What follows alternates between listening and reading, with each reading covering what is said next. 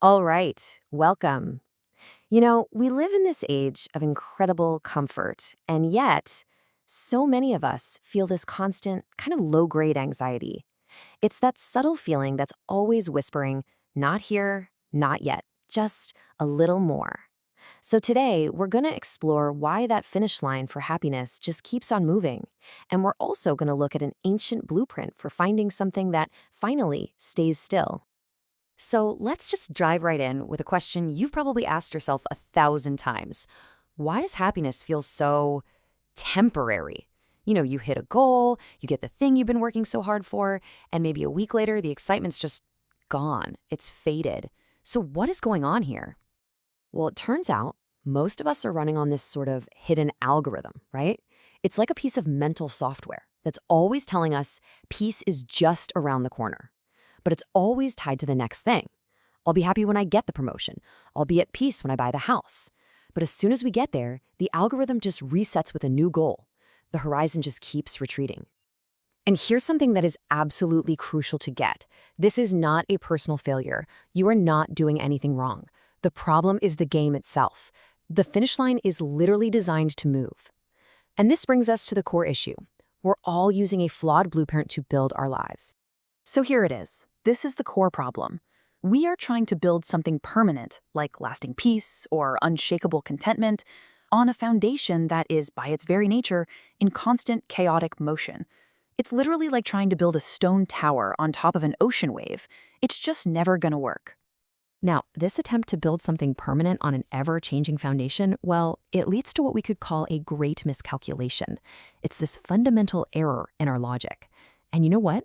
Ancient thinkers actually had a really precise way of describing it. So check this out. In Sanskrit, the word for the world is Jagat, and it comes from the root verb gum, which means to go or to move. So the very word they used for world literally means that which is constantly moving. Your body is always changing, your thoughts are changing, the economy is changing. Nothing, and I mean nothing, ever stays still.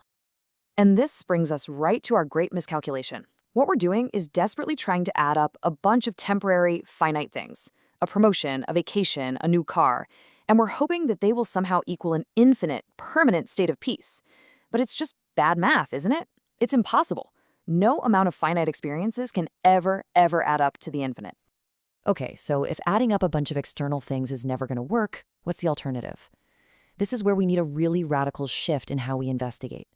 Instead of looking outward for a solution, we turn to an inner science, what we can call the science of the seer. Think about how science normally works. Objective science looks out there. It studies the atom, the cell, the star.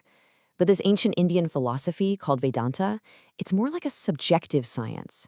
It literally turns the camera around 180 degrees. It stops analyzing the thing that is seen, and it starts analyzing the seer, asking, wait a minute, who is the one doing all the looking? So how in the world do you study this seer? Well, let's try a really powerful little thought experiment. It's a way to find the one part of you that has actually truly never changed. Just think about it for a second. When you were 5 years old, you had a completely different body, a different mind. Then at 16, again, different body, different thoughts, totally different anxieties. And here you are today. Your body, your personality, your worries, they've all completely changed over the decades. And yet, you don't say, he was 5 years old. You say, I was 5 years old. That sense of I, that's been the same the whole time. So that begs a pretty huge question, right? If everything about you changes, what is this continuous thread? What is this constant, conscious observer that has witnessed your entire life unfold? From childhood tantrums to teenage drama to all your adult responsibilities.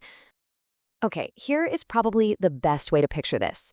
Your entire life, your job, your thoughts, your feelings, all of it is like a movie. It's full of drama, comedy, action. It's constantly changing. But here's the key. You are not the movie. You are the screen on which the movie is being projected. The screen is that constant, unaffected background that allows the whole story to happen, but it remains completely untouched by the explosions or the tears on it. And really, all of our suffering comes from this one simple mistake. We have forgotten that we are the screen, and instead we've completely identified with one of the characters in the movie. So when that character gets hurt, we feel hurt. When they lose something, we feel loss. We've just lost our distance, and in doing that, we've lost our peace. Realizing you're the screen, that's a massive shift in perspective. So, okay, this all sounds great in theory, but what do you actually do with this information? Let's end with a super simple, practical exercise you can start doing today. For the next few days, just start to notice whenever you use the word my. My body feels tired. My anger is flaring up. My anxiety is through the roof. Think about it. Grammatically, when you say my phone, it means you are the owner, and the phone is the object you possess. You're separate from it. So just apply that same logic. If it's my body, who is the I that owns it? If it's my anger, who is the I that's observing it? Here's the punchline. If you can observe it, you are not it. And in that tiny little gap between the observer and the observed, that's where your freedom is. This ancient verse really leaves us with a powerful final image. See, the goal isn't to stop the world from moving. That's impossible.